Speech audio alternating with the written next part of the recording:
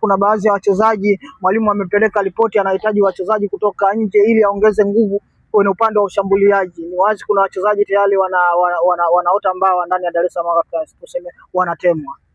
Kwanza hilo mimi nilitarajia kama mtu wa mpira, umeelewa anapokuja mwalimu mpya kwenye timu yoyote lazima alete nguvu kazi zake ambazo anaziamini kule ambako alikotoka alikuwa anafanya nazo kazi. Kwa hiyo mimi najua mpira kabisa, hizo sio kigeni.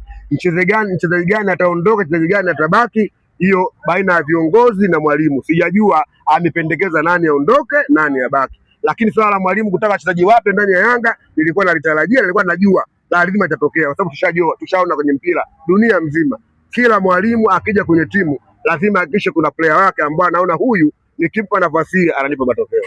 Wewe kwa mtazamo wako umeangalia wachezaji wote wa Yanga ambao wameingia tripu hii, maingizo haya mapya ya dirisha kubwa, waliocheza walipata bahati ya kucheza wamecheza, nani unaona ni wazi halitoshelezi kwenye kuichezea Dar es Salaam Africans mpaka sasa hivi? Unaona anaenda kukatwa? Mimi binafsi yangu ukiniuliza kwenye swali la nani aondoke nani abaki, hapa majibu siwezi kupa, kwa sababu sijaona viwango ambavyo katika wachezaji hao wanahitajika, kwa sababu ili niseme fulani atoke fulani aingie, nipate mchezaji ambaye namjua huyu yupo kwenye timu fulani kwamba huyu na yule ana ubora kuliko lolokuwa naye. Mimi nina imani wachezaji ambao walikuja Tanzania msimu huu amwasajili kiongozi wetu, rais wa klabu yetu. Lakini kuna kitu kinaitwa, wanaweza walikotoka walikuwa wazuri, lakini kuingia Dar es Salaam Africans wakawa wamechemka kwenye uwezo wao. Maana yake nini? Maana yake kocha, hata mashabiki mnaona kabisa huyu Galasa huyu hapa tu ameshindwa kuonesha uwezo wake, maana akienda sehemu nyingine anaweza kuonesha. Kwanza ukizungumzia zaidi hapo tuwasaidia, ukatoka kiongozi, ukatoka mwanachama au shabiki akasema tumesajili Galasa, maana yake ni kuvunjia moja kwa moja viongozi wako heshima, kwa sababu viongozi ndio wao waliangalia jicho la mchezaji fulani anakuja Yanga afya kuja kusaidia. Sasa ukikaa kaja kusema tumesajili Galasa, maana yake hiyo ndio shida ambayo tunataka kuisikia, kwa sababu viongozi walifanya analysis yao, wakagundua kwa mchezaji fulani kwa nchi fulani, tukamchukua yule ili aje kuisaidia Yanga Afrika. Kufeli kwenye mpira ipo, sio hapa. Tuliona Shevchenko alitoka AC Milan akaja Chelsea akuwa kwenye ubora huo. Fernando Torres alikuwa Liverpool forward hatari sana, kaja Chelsea akuwa kwenye ubora huo.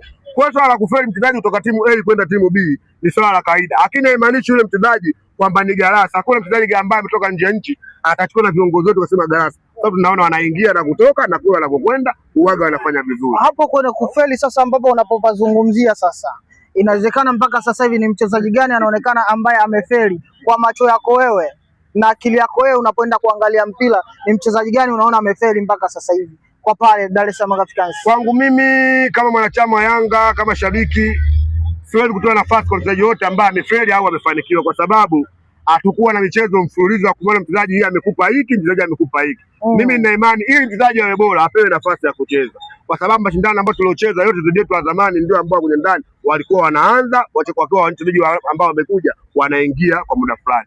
Kwa hiyo kuna mchezaji gani ambaye sijamuona ameperform kwenye kiwango ambacho mimi nakiona kuwa bora? Kwanza wamekuja wachezaji ambao tulikuwa tuwajui, unaelewa, mchezaji ambaye tulikuwa tunamjua moja kwa moja ni Ashabalala, na mchezaji ndio ambaye anacheza. Tunazungumzia wachezaji ambao wanatoka mataifa mbalimbali ya nje, sio mataifa ya nje. Ndio ninavyokuambia, ukiniuliza mimi Ekua, ukiniuliza Dumbia, ukiniuliza Musa Barakonte, nimemwona mechi moja, siwezi kujua ubora wake ulikuwa vipi. Ubora wa wachezaji wale wanaojua viongozi wetu, kwa sababu wao ndio wanafanya analysis kuwafuatilia wale wachezaji.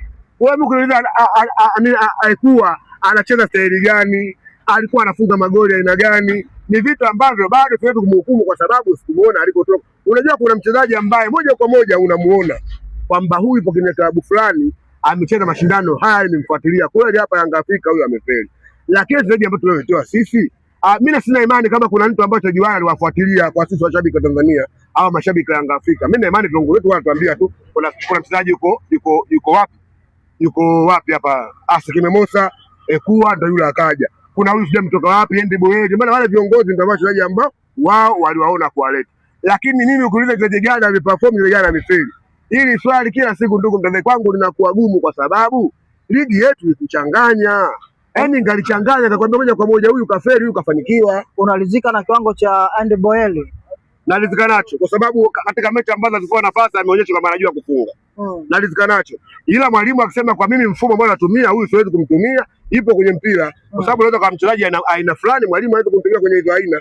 Labda ataka mchezaji kukimbia sana, ataki mchezaji ukaa sehemu moja. Hivyo vitu vya mpira vinawezekana, lakini haimaanishi Moyeli akiondoka tu kwamba Yanga amefeli. Hawezi kufeli mchezaji ambaye amecheza mechi zake 3 au 2 kafunga. Anafeli vipi sasa? Huwezi kufeli katika namna hiyo. Mchezaji msimu mzima amepewa nafasi, kufanya vizuri, huyo kafeli. Kila mtu anajua kwamba huyo kafeli, lakini ndani ya mechi 5 kwa klabu bingwa mechi 4 sijui 5, useme mchezaji amefeli. Ni kwangu sio ni sahihi. Dirisha la usajili linaingia sasa na Mapinduzi Cup yanaenda kuanza. Wala sina imani kama Yanga Afrika Mapinduzi Cup watashiriki. Sijajua kama ratiba ya Yanga Afrika wanayo na Mapinduzi Cup. Dirisha la usajili linakuja mwezi wa kwanza, nadhani viongozi kama walivyosema wameshapewa ripoti na benchi la ufundi, nataka wachezaji waongezeke. Nani anaingia nani anatoka, hiyo kazi ya uongozi na benchi la ufundi. Sisi kama mashabiki na wanachama kuhakikisha tunaangalia kitu gani kinachokuja mbele yetu kuisupport timu ili ipate matokeo. Katika future ya Mapinduzi Cup, Dar es Salaam Young Africans wanaonekana wapo Yanga Afrika. Basi sawa, mimi kama wanachama ambao niko hapa sasa hivi sijapata taarifa hiyo. Kama hapo kwenye Mapinduzi kwenye fixture sawa, kwa sababu viongozi wetu ndio wanaamua. Wanaweza kaa kwenye fixture hapa kila kwamba ratiba imetubana tuweze kushiriki. Kila kitu kinawezekana. Viongozi wakisema tunakwenda kusupport timu yetu. Na timu haichezi ligi yoyote, maana yake ni lazima ishiriki mashindano ya Mapinduzi kwa sababu kwa ajili ya kutengeneza timu kuwa imara. Hiyo sio lazima. Hiyo sababu mashindano ya Mapinduzi hayapo na watu wakapumzika vile vile. Kwa sababu kuna mara kibao tuzima inakuwa iko mazoezini na Mapinduzi yanaendelea. Mapinduzi ni mechi za hiari ambayo ukicheza sawa, usipocheza sawa, na wazibiwe katika mpira katika sehemu yoyote. Kila ni kitu cha kuamua mwenyewe ukacheza au usicheze. Neno la kumalizia kwa wana Yanga, tuweke na umoja wetu. Mashabiki wa Yanga, wanachama wa Yanga, tusilale, tulipe kadi zetu kwa sababu kuhakikisha klabu yetu iwe bora lazima tulipe kadi. Hatuwezi kusema tuna klabu bora wakati wanachama hatulipi kadi, tujisajili. Lazima tujisajili kwa wakati, tulipe kadi kwa wakati. Viongozi wetu tuwaunge mkono, afanye kazi kwa bidii kama tunavyowasifia. Sio tunawasifia tu viongozi, tunasifia timu. Mwisho wa siku mwanachama na shabiki utaki kutimiza wajibu wako wa kuisaidia klabu yetu. Hilo ndio kubwa ambalo la kuambia wanachama wenzangu.